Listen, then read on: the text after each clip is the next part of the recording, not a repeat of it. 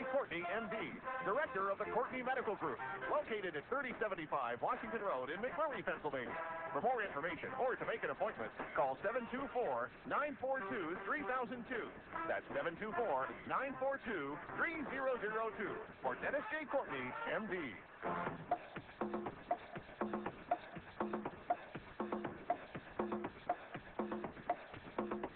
Good morning, everybody.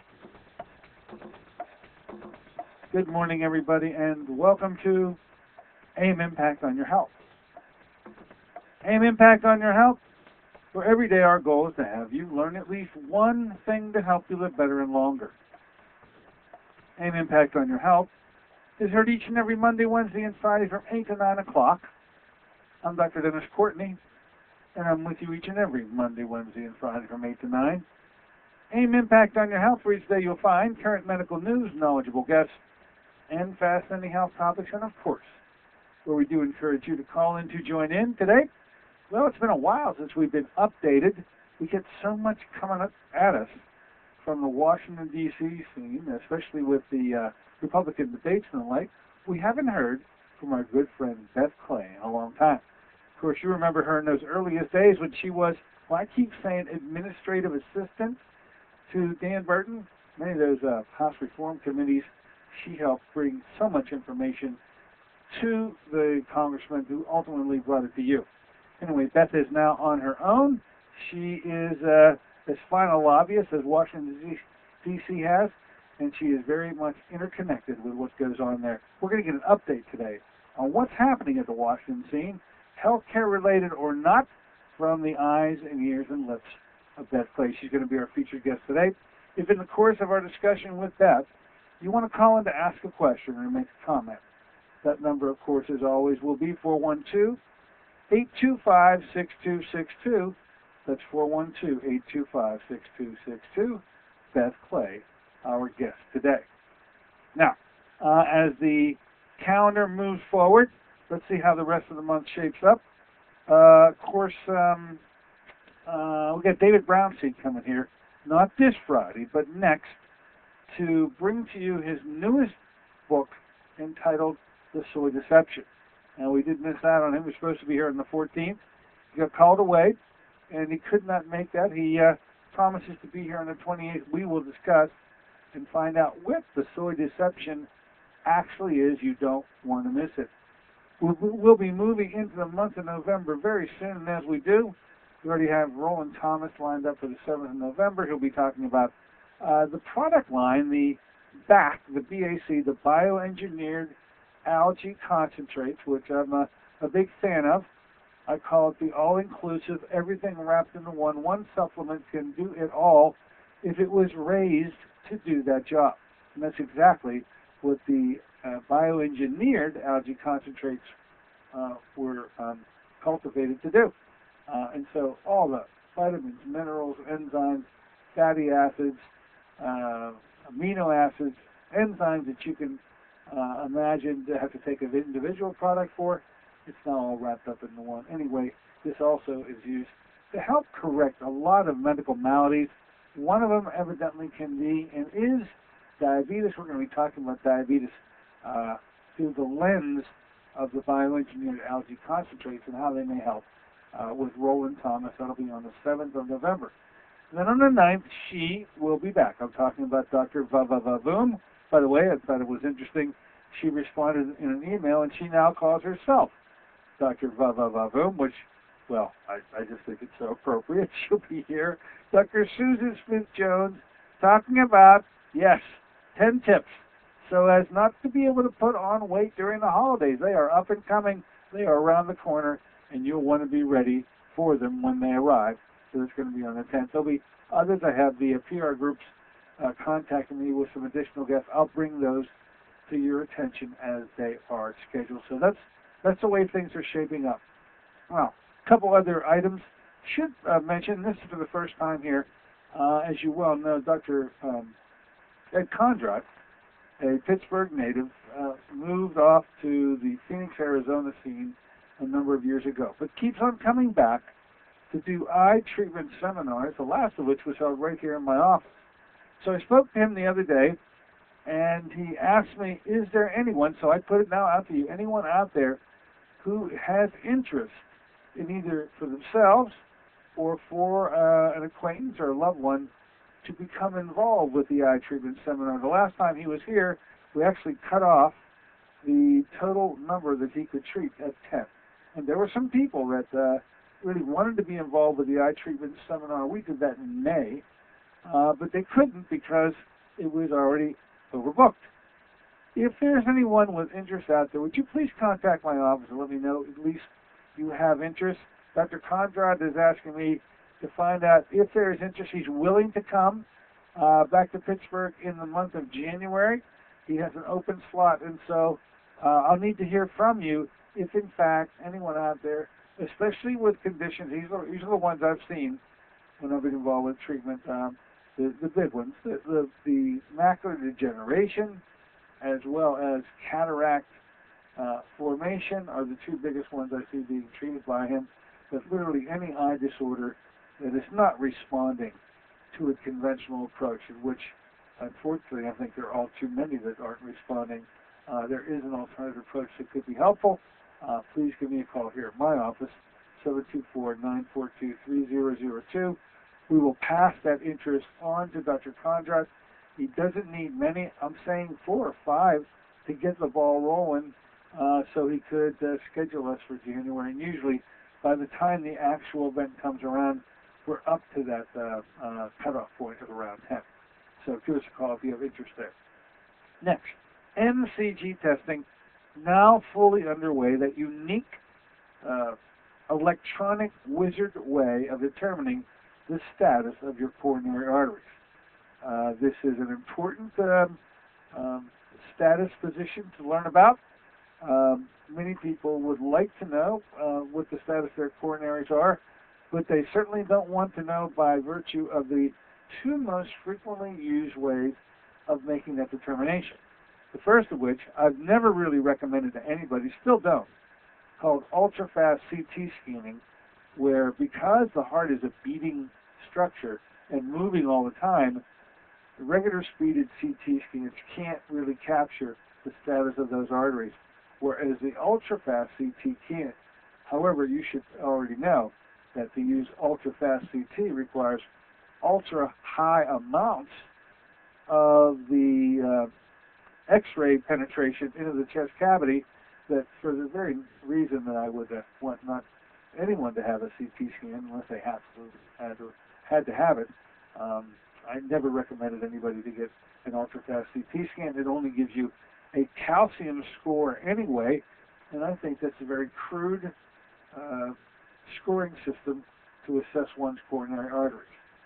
There are a couple of hospitals that purchase these devices in the late 90s, but I haven't heard mention of them too much in quite a while. The other way to assess the coronary arteries, all too frequently done, I might add, is through the very commonly found coronary artery catheterization. That's the full-blown cath. And that is usually never done electively.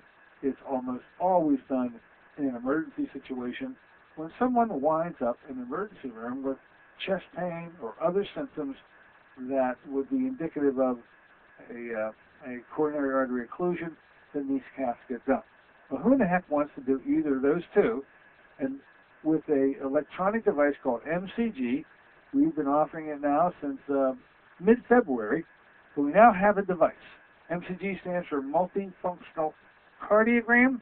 If you have an interest out there, if you think you'd like to know the status of those coronary arteries with a 91% accuracy rate as compared to the catheterization itself, fear not, please give us a call, 724-942-3002. We will schedule you to have it done. If it's in the McMurray office, we're going to be doing those in the month of November, on November 10th. So let's find a spot that works for you. Give us a call. Wait till after 9 o'clock. If you want to talk to Kim, she will get you scheduled for November 10th. And also, too, if you're out in the eastern part of the city of Pittsburgh, specifically I'm talking about the Monroeville area and really all points east, because usually people pretty far away can make it to the Monroeville side quite easily. it's that point inward that they get a little concerned about. Anyway, we're going to be out there in the MedHealth offices of Dr. Caminos on the 22nd, doing all those who may benefit from being a little more geographically pleasing, a little closer to where they live, out in the Monroeville area. Give us a call here at our office so we can schedule that time with you and have that test done. It is a 6-minute test. It is completely non-invasive. You have this done in a fashion very similar to what an EKG looks like when it gets done. But, geez, in an EKG, you need 12 leads on the chest, and this one only requires 1. So there are 2 clips, each of which go around the ankle, and 2 additional clips, each of which go around the wrist, and 1 lead off of the left side of the chest. And with that, 6 minutes later, the test is done. We then send it off to be analyzed. We'll then discuss the results with you and be able to tell you in very accurate terms what the status of your coronary arteries are. So give us a call here, 724-942-3002 in the month of November, November 10 here in the McMurray office, November 22nd in the Monroeville office, our new remote site at the big and brand new facilities of Dr. Oliver Caminos at Med Health Center Plus. Same road, just opposite side. What else? I think that pretty much is wrapping up what I want to talk to you about today. Why don't we do this? Why don't we take that short break? In the interim, I'll go find her, folks. You know her very well. She's been coming on our show for many, many years. It's been at least a year since she's been back. Let's find out what's happening, as only she can tell it, in the D.C. area. Beth Clay, our guest today. Be back in a moment with Beth. This is Dennis J. Courtney, MD. Have you become confused about how best to manage your health? It's no wonder. It seems that every time you turn on the television or radio, another expert has yet another suggestion for you to follow that seems to be reasonable enough, but no matter how dutifully you follow the instruction, it just doesn't quite produce the results that you are looking for. If this confusion sounds familiar to you, give us a call at the Center for Complementary Health, where we'll make some sense of the confusion based on a blending of traditional and alternative medicine that we've been perfecting over the last 7 years. We offer metabolic nutrition testing, immune system repair, natural hormone replacement therapy, chelation therapy, cutting-edge allergy correction, and a host of other safe and effective alternative therapies. Dennis J. Courtney, MD, is located at 3075 Washington Road in McMurray. Phone 724-942-3002. Want to help your family eat healthier? Instead of learning to disguise tofu in wondrous ways, how about some real nutritional power? If your family has the typical American palate for fries, pizza, and burgers, giving your family the blessing of good nutrition is a struggle. Fruit of the Spirit is the answer for your family's nutritional needs. Fruit of the Spirit is an all-natural, whole fruit puree made from fresh fruits native to the Holy Land with alkalizing minerals. Fruit of the Spirit was 5 years in the formulation, the work of a team of top nutritional experts with independent science to confirm its antioxidant power.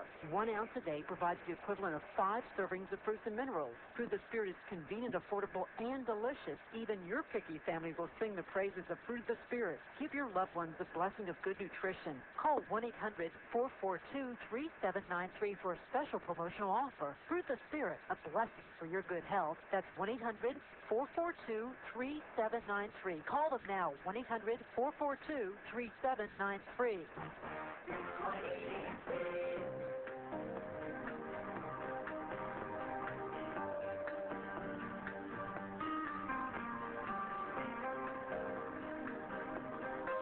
Good morning, ladies and gentlemen. Welcome back once again to AM Impact on Your Health. Heard here at KHB 620 each and every Monday, Wednesday, and Friday from 8 to 9 o'clock. I'm Dr. Dennis Courtney with you today on our Wednesday version of the show, and an old friend of ours is now back with us. She comes on every so often to bring us very much good tidings, but the hottest information coming from the hottest place that there is in the political world, at least. And that, of course, is Washington, D.C. We got to know her best when she was affiliated with the great one, and he's still in Congress, by the way, Mr. Dan Burton, Congressman from Indiana, with his government reform committee of many years ago. Beth is on her own now. she is handling things very well in her own capacity as a lobbyist. We now bring her to you.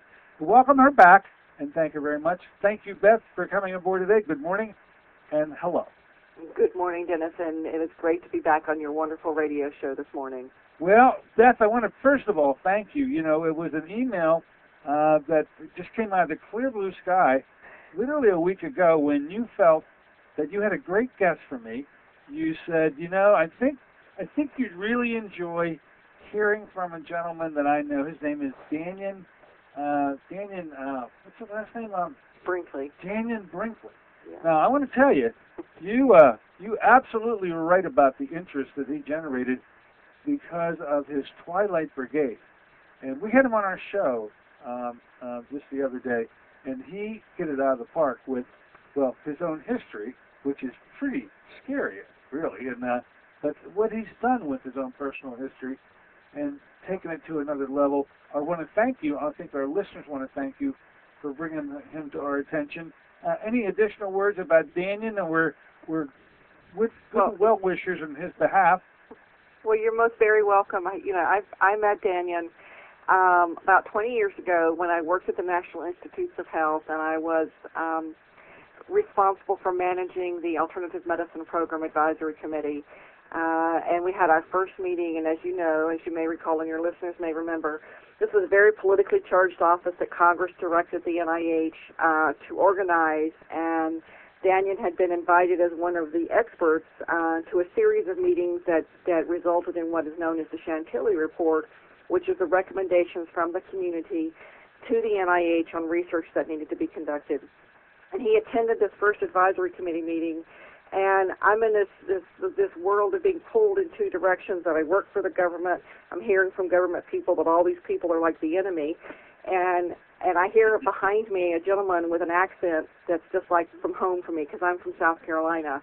And so I hear this voice behind me, and it's a home accent. So I turn around, and here's this gentleman, Daniel Brinkley. I don't know at the time that he's got a book on the New York Times bestseller list. I just know that he's a guy that makes me laugh, and then I hear his story over the years. We've become great friends, and what I have watched him do over 20 years is to take a life-changing experience where he faced his own death and came back from that, and putting that back into service. And what a life lesson for all of us, that if you can overcome your fear of death, you can actually live your life. And he spends his time helping veterans who are in the terminally ill phase of their life, and helping people learn to volunteer and be a compassionate presence at the bedside. Now, after I had a personal experience with a colleague of mine and a friend of mine who was diagnosed with a brain tumor, I went and I got hospice training, and I became a hospice volunteer. You're a member of the Twilight Brigade. I am trained Twilight Brigade volunteer. That's what he meant when he said that. That really was. Yes, I did. I went to my local hospice and was trained, and then I went to the Twilight Brigade and was trained, because I really wanted to see what the difference was, because at the time I was in government. I was kind of doing a policy analysis of what the differences are. But in my own life, I found a tremendous benefit to what I learned in those training, and then in being at the bedside of a dying veteran. How wonderful it is to hear the stories of somebody, and the people that I have met through the Twilight Brigade, across the country, who have come into this organization as well. It is phenomenal, and it has helped me in my own life understand and deal with situations, because I'm a baby boomer. I'm fortunate to have both of my parents now, but in the course of this past summer, I actually had an experience where 3 members of my family in 3 different states were hospitalized, and one of them was a life-threatening condition. So I had to pull back into, how do I stay calm? How do I ask the right questions? How do I not go off the deep end dealing with doctors and family? And that training actually helped me find my solace and my peace so that I could be intelligent and cognizant in dealing with these situations. Thankfully, all of my family are well and out of the hospital and on the road to recovery. But it helps in all of those situations, and that's why I wanted your listeners to hear about the Twilight Brigade and to hopefully support the 1111 campaign. Wow, I didn't realize that it's so close to home for you, and that I'm guessing that you benefited so much from it. You passed it on to us, I went to the website, by the way, ladies and gentlemen. That website is Twilight. That's the. The B is important, yes. Yeah. The Twilight Brigade. Don't forget the .com or 1111campaign.org. They all go to the same place, but I think you'll enjoy the website. There's a video or two there that lets you see what he looks like, because he's given you a little bit of a lecture, a little bit of a speech. But it could all start there, and I hope many of our listeners take him up on his offer. I think it would be wonderful training. And as you describe your own personal and family situation, there are probably many listeners out there right now in a similar situation that would really benefit from this kind of training. Don't you think, Beth? I do think so, and I hope to see that the people of your listening area of Pittsburgh will, come together and suggest having a training right there in your area. You have to have somebody who feels motivated, who will organize an event, and that's how that starts. And Sandy Hatfield, who's his national training director, is absolutely fabulous. She and her husband, a retired military couple who live in Georgia, and they have done a phenomenal job with arranging trainings around the country. And they've stuck with it. They've been there for the full 13 years that the organization's been organized. So I'm just thrilled to see that in these times when we're all under so much stress, we've got so much going on in the economy, that people still find the time to volunteer. People still find the time to give back. And if it's only $11 or $111, if somebody will donate to the 1111 campaign, that will help more people be trained. It will help more veterans have somebody at the bedside. Over 800 World War II veterans die a day, and many of them will die alone because their family's gone, and they don't have friends at the bedside. So having volunteers there is essential. We lose, I think it's about 80,000 veterans a month in this country. Said. Sure. And to me, the men and women in uniform, they paid it forward, and we have a responsibility to be there for them. Well, enough said. I hope, and we do plan on asking Daniel to come back. I think we're going to wait until things settle down. Everything is focused at 11/11 and 11, which is his once. What a magical set of dates for him that happens. Well, we were talking about it, and I'm like, do you realize that we were having this conversation about this only happens once every 100 years. It's 11/11/11, and I think that numbers matter, and when you get something line up like that. That you have to pay attention, you have to respect that process, and it's all about honoring the veterans. It sure is like an alignment of the stars. This is a galactic moment here, and what a guy to bring in. Would like to get him back. Yeah. I didn't realize, so many of my listeners actually had read his books. You say they were New York bestsellers list? Saved by the Light was an amazing book that he wrote that told his own personal story. And then he did At Peace in the Light, and then Secrets of the Light. And he does have another book that will be coming out within the year, I think. The 10 Things You Need to Know Before You Go is the working title. And it's amazing to me to see how much benefit people get from hearing other people's story. But it's all about each one of us taking that lesson and operating it in our own lives and activating it in our own lives. And that's why I stay involved in health policy, because it's an area that I feel passionate about and know that that's an area that I'm supposed to be helping people understand what's going on in Washington and how that translates to your own life. All right.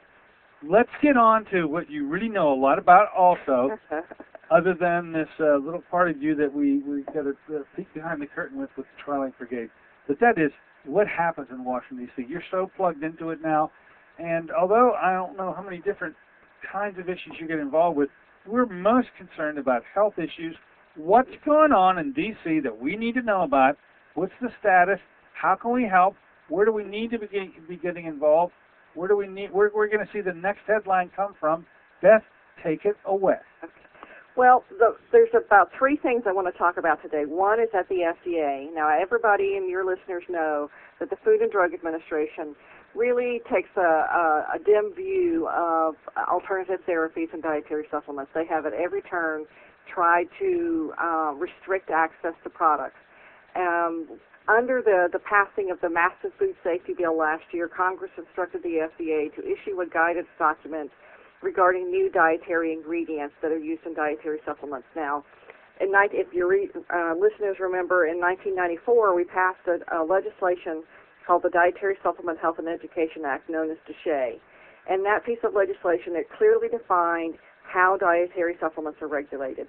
And the purpose of that was to to rein the FDA in from going and doing foolish things like saying that the product inside of a capsule is a food additive and the capsule is a dietary supplement, which, food additive regulation is different than dietary supplement regulation. So they really reined the FDA in and gave them clear marching orders on how to regulate. Well, they didn't really implement many pieces of the law in the very beginning. They took 15 years to implement the Good Manufacturing Practice Guidelines. They took a few years to implement. They passed a regulation on the new dietary ingredients in 1997, but there were a lot of unanswered questions. So Congress said this year when they passed the food safety bill, you have to issue an additional guidance document. Well, what happened in July of this year is they issued this massive document. It's 86 single-space pages of guidance document with 54 attachments. So I spent the last couple of months, like a lot of other people in the community, going through this document and finding out what the FDA's current thinking in this guidance document is about new dietary ingredients. And why this is important is with innovation, with our understanding in science about the role that food ingredients can play in improving health, we have to have a way to bring products into the marketplace. Well, what they have done is they have tried to do what's called regulation by guidance document. And what we're seeing in Washington and what people outside the Beltway are so concerned about is that the government keeps creeping into our lives and taking over decision-making in our lives more and more. The food safety bill was a perfect example of that. It was like this massive bill that was about controlling what the farmer can do, controlling what what you can have access to in a food supply. And that was, their intent was to make food safer. So we now have the FDA proposing a guidance document that would actually change the regulations dealing with dietary supplements that would basically stall innovation. It would require massive amounts of reporting back to the FDA if you just change a manufacturing process slightly. The industry, the community is working on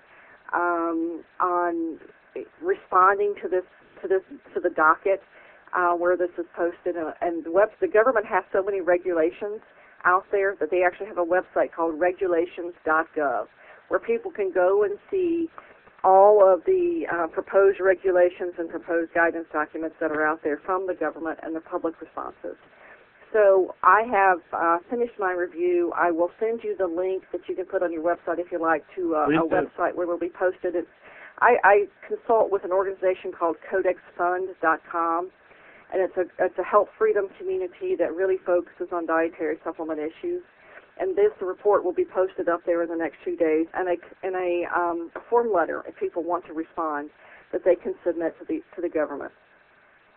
So this is an area that once again the FDA was given marching orders by Congress, and they got it wrong again.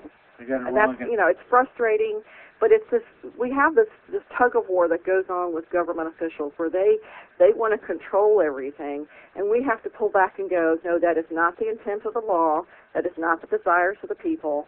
We want clear instructions on what information you need on an NDI submission, because the law says that if you're going to introduce a new dietary ingredient into the marketplace, you have to notify the FDA 75 days in advance, and if they object, then the product doesn't enter the marketplace. And so far, since 1994, about 700 ingredients have been submitted to the FDA, and about 146 of them have been accepted. The rest of them have not entered the marketplace. So, we have this tug of war that goes on, and it's our role as Americans to participate in this process and have our voice be heard. And that's what you do. And that's what I do, is I help people interpret what's happening and help people put words to their voice. And that's why I consult with this group, codexfund.com, and help them understand how they can respond in an active and useful fashion. Now, you use the word codex, and when you say it, it conjures up Codex Alimentarius, which was the the World Health Organization inroad. This is how I started, yeah. And we started the CodexFund.com activity as a subsidiary activity of the Health Freedom Community, and it's because the Codex Fund, which is this massive UN organization that operates under the WHO and the Food Agricultural Organization, they are a committee that has about 36 committees underneath them that work on very specific food regulations in the international arena. So one of the issues, for instance, about 10 years ago, the Committee on Special Nutritionals was looking at dietary supplements, and they were talking about specifically vitamin and mineral supplements in countries where they're regulated as foods, which is like the United States. And what they had put forward is a guideline that would set maximum upper limits on these vitamin and mineral supplements. Well, that is counter to U.S. law, because we have what's known as the Proxmire Amendment that said the FDA cannot arbitrarily set upper limits on supplements unless there's a safety reason. So they can't just say, okay, you can only have 500 milligrams of vitamin C. In Europe, what has happened now is because they have set maximum upper limits, people are finding that they cannot get products that have the therapeutic value that they are looking for. So we don't want to see that happen here. We fought Codex as a result of what we worked on here in Washington dealing with Codex. For the first time a year and a half ago, we got both Senator Harkin and Senator Hatch to say publicly that the FDA does not have the authority to adopt Codex guidelines dealing with dietary supplements unless Congress instructs them to. So what has to happen, the same way you would with a treaty, is that it has to go through a Senate review process. And that is what we now have on the public record as a result of the activity at CodexFund.com. That's a good update, because I didn't realize that you're bought into the whole thing, and and we had Hatch and Harkin actually team up to come in and save the day. Senator Harkin chairs the Senate Committee on Health, Education, Labor, and Pensions, which is the committee that would look at these things. And Senator Hatch, as everyone probably knows, is our champion dealing with dietary supplement regulations on Capitol Hill. He has been the driving force since the 80s on these issues, and it's because the dietary supplement industry is probably second behind only tourism in Utah for businesses. And a majority of companies in the industry are in Utah. So you have California, Utah, Arizona are big hotspots for manufacturing facilities. So where do we stand with it? And Pennsylvania. You do have Pennsylvania. You have manufacturing as well. Yeah, we got a big one right here in Pittsburgh called Douglas. Huge. So where does it stand right now? You say that the FDA is issuing, has issued. They have issued a draft guidance document. And what that means is it's in draft form. They put it out for public comment, and the public comment goes through December 2nd. Then they will take back all of the comments they have received. They will hopefully have some input from the Congress as well, and then they will reformulate. And 100% of the comments that have been submitted so far have told the FDA they got it wrong. I have gone through every single comment. 100% tells them they've gotten it wrong. And most of the trade associations and the companies have not yet submitted their comments because these are very complex technical responses that they will be getting. But from the members of the public and a couple of lawyers that have submitted, they have very specifically stated, you got it wrong. And so what we're doing is we're working on getting very specific comments in. What happens when you get a form letter is they bundle the light form letters together and they have it as one response with 6,000 letters. So it carries that weight. But if you have a technical response, which I'm going to be working with a bunch of people who are actually very deeply involved in the community, is providing a technical comment so that there's very specific edits that will be taken to the guidance document itself. Because we have to, it doesn't need to be 86 pages long. It should probably be about 10 pages long. And it should be much more user-friendly. Because what it will create is small businesses will have a very hard time complying, one. And two, it will drive the price of dietary supplements up because the cost of submitting an NDI application or notification will be folded into the cost of the product, just like everything else. If the government creates more regulations, those costs to operate are passed on to the consumer. And right now, this has become such an issue in the government because since in the last 2 to 3 years, Congress has passed these massive health freedom bills, these health reform bills, the food safety bills, a banking bill. All of these things have increased the regulatory input that is driving the cost of products to do business up. That Congress has actually introduced legislation that would suspend regulations, the development of new regulations in the government until January 2013. Because not only does Congress pass bills, but on its own, the administration, different agencies are putting out regulations, and they've gone too far. And so there are bills in both the House and the Senate that would suspend the implementation of any new regulations in the government until January 2013. All right. Now, this is right around the corner. You say December 2nd. Yep. Is the period, the comment period's over with? So we've got like 6 weeks. Yeah, you'll be plowing into it pretty good after that, won't you? Well, we've really got to let the FDA know that they got it wrong. And if we don't respond, then they think they got it right. And that's what they'll operate under. They'll go back to Congress and say, see, we got 83 responses, or we didn't get anything specific to tell us what to fix. Well, you say they got plenty of responses in the thousands, huh? They have in the thousands, but they only count it as 83 so far because if it's a form letter, letter, they got 6,000 responses of one form letter. So they bundle those together and count it as one response. And, another form letter they will have, 500, but they count it on the docket as one response. So that they will, in their response, when they do their final rule, they will detail that out. But what we're working on is having very specific responses, and that's why the trade associations haven't submitted their responses yet, because their responses will be very technical. And it'll be, page 1, line 4, this needs to be changed, or this needs to be eliminated. Very technical responses. Now, this is that same FDA, that same arrogant FDA that doesn't really care so much about what anybody else thinks about anything. Is that... Because that's the FDA that I come to know and love, okay? There is an important role for the Food and Drug Administration. Their role, as they were created by the Congress, was to ensure that products that came into this country were not contaminated. That was the original role of the FDA. They have expanded their power base and increased their budget so that they have control over...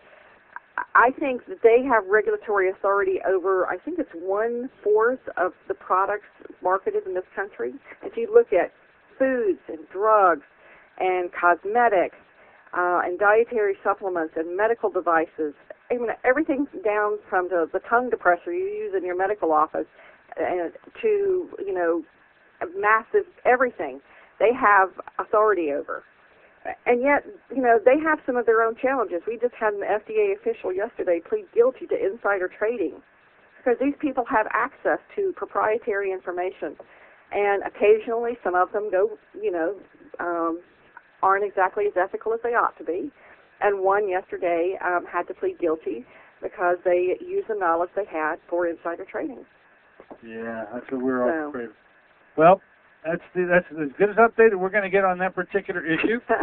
We should move on to issue number 2. What's issue number 2? Is long-term health. The Class Act. Obamacare, the Class Act. Wait, what does that stand for? CLAS? I don't remember. Oh, okay. It's an acronym for something. Yeah, okay. What has happened is that the massive Obama bill is imploding. It is coming apart everywhere. It is coming apart because the numbers don't stand up. The Class Act basically was scored by the Congressional Budget Office, which is a nonpartisan office that does the math to say this bill, if passed, will benefit the economy this way, or it will save us, $86 billion, which was the promise of the Class Act. It was supposed to save us $86 billion over 10 years. The Congress was very smart. They instructed that the Secretary of Health had to certify the viability financially of the long-term health care that they were trying to implement, that she had to certify it. She could not certify it because when it comes down to proving the numbers, that doesn't work. So this last week, the president has pulled that piece of the health care reform bill back. So, this is one piece where his massive health care reform, health insurance reform, has already failed. The reality is that what we were told as an American people in the health care reform process was one great big lie. It will not save money. It will not improve health care. We know, Dennis, you know as a physician, you know what the solutions to health care are. They are improving your lifestyle, managing your stress, and taking the natural approach first to being well. I think we have emergency medicine when we need it. We have the best emergency medicine in the world. But 85% of health care is lifestyle related, so we should put 85% of our efforts there. And if we don't, then we're fooling ourselves. And if we have 40 million Americans who don't have health insurance, or don't have access to health care, which is what we've been told because they don't have health insurance, then why don't we put money into delivering services rather than putting money into building more government? Well, Catherine Sebelius, she angered some people on the left side there because they think that it's way too premature. They need to try to find the money, but there's no money to find to pull this off, and so we don't have the money. We borrow of every dollar the United States government spends. We are borrowing 45 cents, and I don't know how you do math in your household, but if I had to borrow 45 cents of every dollar I was spending in my household, I would be going bankrupt in the first year. But what I would do is I would stop spending. If my income didn't meet my outgo, I would cut my outgo. That's normal, logical math. Your listeners know that. If you have less money coming in, then you cut your spending. And what is not happening in this Congress and in this government, and the administration won't listen, is they won't cut their spending. They want to spend more. And it doesn't make sense. They are destroying us as a nation economically because they keep spending, and the solution to our economic challenges is not the government spending more money. The solution is for the government to spend less and to use what they do have more wisely. There's a comment, they did an analysis of a Justice Department conference, because the government has to report where they spend everything. They did a contract with somebody to do a conference for them, and they were paying $12 for muffins each. Oh, yeah, the Bill Radical, 16. And HHS has been caught doing the same thing. They waste money on little things like, okay, so you're going to put coffee and muffins out at a conference, and you can spend $12 a muffin? I mean, that's just ridiculous. Go to the local market and pick them up yourself or something. But this is how the government spends, and if you look at how they do it on the big things, the big dollar items, not just the muffins, which became big dollar items, but the big dollar items, they waste so much money going after things that are useless and on building programs that aren't actually providing services. And we have to get critical about that sort of thing because we don't have this money to spend right now. And it's not what the American people want. I go all over the country, and I talk to people from all walks of life, and I don't hear anybody say, I want my government to raise my taxes and to spend more money. I've never had anybody tell me that. And, it just doesn't make sense. And if the wizard from Omaha wants to pay more taxes, then maybe he ought to, because right now Berkshire owes $1 billion in back taxes that they haven't paid. But the regular American doesn't want the government getting more of their money. They want the government to be smarter with what they already have. Well, it appears the Class Act is dead, and it doesn't help to have one of your big senators, Kent Conrad, refer to it as a Ponzi scheme. That really doesn't help.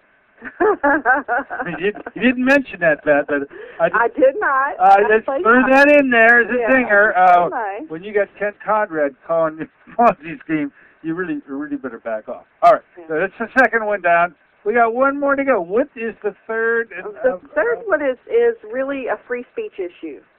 One of the things that I have seen over the last few years that's happening within the dietary supplement issue is that the FDA, again, is monitoring the internet. Okay, now it kind of disturbs a lot of people to know that government agencies actually monitor what you say on the internet. But many manufacturers of dietary supplements have chat rooms or have online forums where people can share consumers can share their testimonials that, I took your product and this is what it did for me. Well, in this, what's happening is if you or I go on and I talk about how wonderful the product that I took was and what it helps me with, and if I happen to mention a disease that it helps me with, if somebody's taking a product that helps improve their arthritis, or if it helps them manage the cancer better or something, and they mention a disease, the FDA actually contacts companies and tells them that they must take that consumer testimonial off their website or out of their literature or in any forum, or that they have to submit to a health claim, which means they have to have done, major clinical trials to prove that statement is factual. So basically, the FDA is curtailing free speech of citizens by making companies take these statements off their websites. Congressman Ron Paul has introduced a bill, H.R. 2908, which is also listed on the Codex Fund website, which basically says that no federal agency can curtail consumer testimonials that companies will use, no matter what they say. So that you and I have the freedom of speech to talk about the benefits of what we do in foods and dietary supplements to improve our health and share that with other consumers, with other Americans. Without having to worry about backing it up with research? Without backing it up, because the value of what a consumer gets from someone else. Now, understand that if you go to MD Anderson's website or you go to any of the big hospitals and cancer centers' websites, they absolutely have consumers telling their stories. So they actually have videos of people telling how their experience is, because the power of a consumer testimonial is vital. I as a consumer, if I'm going to go buy a car, I'm going to talk to somebody that owns the car that I'm thinking about buying. If I'm going to use a dietary supplement, I'm going to talk to somebody that's used it before, because I'm going to value what their personal experience is in that, because there are nuances, that this is very important. And as you know, I've been very involved in the autism community for many years because of Congressman Burton's family experience that then got us looking at and uncovering the fact that we had epidemic levels of autism in this country. This community has to talk to each other, because the medical community, the conservative medical community, being the American Pediatric Association physicians in this country, do not listen to them, do not offer them good advice typically. So where the American Pediatric Association says, or American Academy of Pediatrics says, don't offer your patients chelation, don't offer them dietary supplements, don't offer them hyperbaric oxygen, don't offer them any of the things that the community is actually finding that it works. If your doctor won't talk to you about what you need, then you're going to talk to somebody who's actually walked that path. And so these forums will actually, some of these online forums at Yahoo and other places actually provide very specific information about how, specific products help their children with autism. Now, a company can't say, I have a product that helps your child's behavior who has autism, or helps their heavy metal issues, because they have an issue clearing heavy metals from their body. But a consumer can tell a mother can tell another mother. So H.R. 2908 restores that freedom, ensures that freedom of speech in talking about foods and dietary supplements. So it's so typical of Ron Paul to be the champion for this one. Just right up his line, right up his alley, and we thank him so much for bringing it. He has a wonderful staff, and his legislative director Norm, who I believe is from Pennsylvania, actually. He is, that's right. Is an incredible young man who he listened to one of my dearest friends, Clinton Ray Miller, who is an 89-year-old individual who is the reason we have the Proxmire Amendment. And he and Clinton were at a conference in Chicago, a Health Freedom Conference, and Clinton and I had been talking about this. I had drafted legislation that was much more complex than it needed to be. And Norm took back the concept, and he crafted the legislation and got it introduced. And I have to applaud him, because he's just an amazing individual. And Congressman Paul, he is a true American. He's a patriot. He believes in the Constitution. And he says, if it's not in the Constitution, we don't need to be doing it as a government. And I don't go out there and pick presidential candidates, and I'm not involved in that process. But I have to tell you, as Ron Paul is a physician, and he remembers that when he's in Congress, and he remembers that there's a Constitution, and he operates from that very strong position that the government, we should have less government and more freedom. And, you know, people align themselves with that because that is what we are as Americans. By the way, Ron Paul is from Pittsburgh. Originally, I didn't know that. Oh, yeah, from Green Tree. He was a obstetrician gynecologist right here in our city, and I've had him on my radio show. He speaks fondly of his early days until he moved off to Texas and had his new life. But yeah, he's not just a Pennsylvania. He's a Pittsburgher. We know him well. So he's a good egg, is he? He's a good old egg, and he's got his followers. You can't touch them. They surface. They are so invigorated. They are so animated that when it comes to straw polls, he has an unfair advantage, wouldn't you say? You know, it's interesting because the straw poll used to be, you know, decisive, you know, on who was going to go forward. But his followers have figured this process out, so they show up and they vote in the straw polls, and they are very decisive and they're very smart and savvy about this. But they are dedicated to liberty, and that's what's so important about what happens. And what's happening right now in the election process. You know, they're talking about having primaries in December, which is really hard to get my head around, that we may be having the first primaries December 6th. I know, 2 months away. It's 2 months away, and then we're going to have, you know, the entire year of intense politics after that. But we have options out there. The people will have their voice heard. You know, there's still mullings around of whether President Obama's really going to run or not. He is running. He's running. He's running. Yeah, I mean, he's going to raise $1 billion for his campaign. That is his goal. He's set to raise $1 billion in his campaign. You know, and one of the sad things that I see happen that just really disturbs me about his presidency is he feels a need to vilify groups. You know, he's attacked the Wall Stakers. Yeah. He's the Wall Street bankers. He's attacked doctors. He's attacked the insurance industry. It's like I have to attack somebody. Somewhere in the mindset of the people who are writing his speeches are that they have to attack somebody. They have to demonize somebody so that they can promote their process, what their goals are. And that is exactly the wrong process in government. We don't attack each other. We don't demonize each other. We should be having an honest dialogue about what the challenges are and what the real solutions are. But right now we get way too much politics going on instead of having the honest dialogue. Yes, when we did the health insurance reform, it wasn't health care reform, it was really just health insurance reform, we never really got down to how can we really make health care, more health services available to people. And the solutions really are two things. We have community health centers around this country that we could have put that money into, where people who don't have health insurance, people who don't have money could have walked through the doors and gotten the emergency services they needed. That wasn't on the table. That was the solution. And you know why it wasn't on the table? Because President Bush had promoted the community health centers. So that politically was not favorable for the Democrats to promote. And that to me was very sad, because those are viable, important health centers around the country that needed more funding to address, you know, people who can walk in the door who are out of a job and don't have insurance. Got it. So. We're moving into this 2012. Obamacare is assaulted from all sides. I mean, when the Class Act literally blows up, when you got senators calling, Democratic senators calling it Ponzi scheme, and now we got the Supreme Court supposedly, they haven't said they're going to take it up yet, have they? They have not confirmed that they will take up the issue. I feel like they will, and I feel like we'll find that out by the end of the month, most probably. They really have to take it up, because we have answers that have to be, you know, we have questions that have to be answered in the court of law.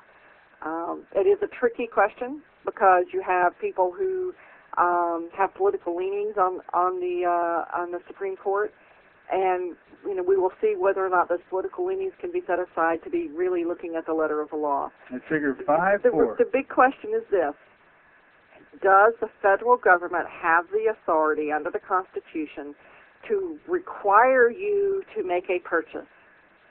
And the answer should be no. Constitutionally, the federal government should not have the power to require you to buy something. Now, it's a little tricky because different states have regulations that can require you to have automobile insurance. That's a different issue because, and the reason that's different is the automobile insurance is to protect the other driver. It's not to protect you; it's to protect the other driver. So that is one of the other issues that comes up. Well, it's not going. I think you are right. I think the Supreme Court will take it up, and I think it'll be a 5-4. Everybody seems to think it's going to go 5-4 in saying that no, you cannot require the purchase of insurance to be a citizen in this country. You have to purchase that stuff now. Well, it violates the Commerce Clause, yeah, and that really is where it's going to come down to. Well, we have been enthralled by you. We've got about a minute to go, and good Lord, can you even take a breath? You nonstop, and I know it's just all in a day's work for you. But you brought to us the freshest information going out there in the D.C. realm. Hope to think that maybe sometime in January we should come back and do this again. What do you think? I would be thrilled to come back in January. Anytime you want me on your show, all you have to do is give me a call. I'm always happy to be on your show. I love talking about these issues with your listeners, and you do an amazing job. The service that you provide to your community and talking about health care on AM Impact is just really important, and I'm happy to be a part of that. I really want your listeners to know, take care of yourself. Manage your stress. Get in to see Dr. Courtney because he's a great guy.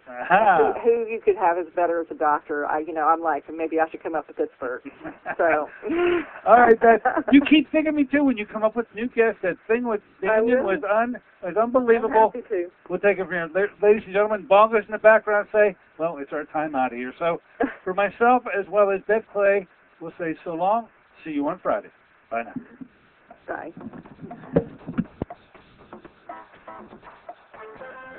AM Impact on Your Health is sponsored by Dennis J. Courtney, M.D., Director of the Courtney Medical Group, located at 3075 Washington Road in McMurray, Pennsylvania. For more information or to make an appointment, call 724-942-3002. That's 724-942-3002 for Dennis J. Courtney, M.D.